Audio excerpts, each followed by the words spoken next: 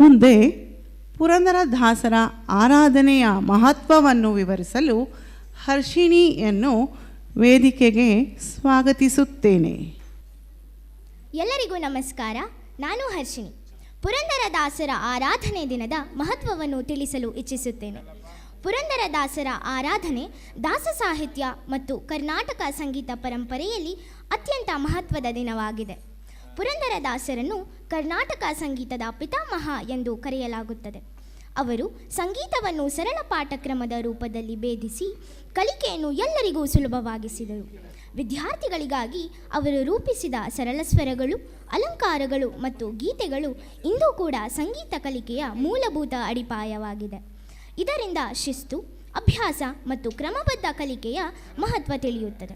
ಪುರಂದರದಾಸರ ಜೀವನವು ನಮಗೆ ಶ್ರಮ ಮತ್ತು ಸಾಧನೆಯ ಮೌಲ್ಯ, ಸರಳ ಜೀವನ ಮತ್ತು ಉನ್ನತ ಚಿಂತನೆ, ಭಕ್ತಿ ಮತ್ತು ಜ್ಞಾನಗಳ ಸಮತೋಲನ, ಅಹಂಕಾರವಿಲ್ಲದ ಕಲಿಕೆಯನ್ನು ತಿಳಿಸುತ್ತದೆ.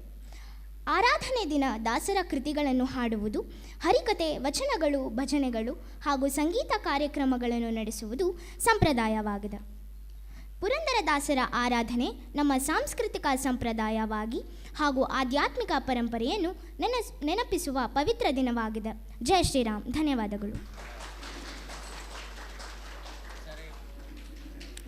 ಇಂದಿನ ದಿನದ ಮಹತ್ವವನ್ನು ಸಂಕ್ಷಿಪ್ತವಾಗಿ ಅರಿವು ನೀಡಿದ ನನ್ನ ಪ್ರೀತಿಯ ಕುಮಾರಿ ಹರ್ಷಿಣಿಗೆ ಧನ್ಯವಾದಗಳು. ಬರಲಿ ಜೋರಾದ ಚಪ್ಪಾಳೆ.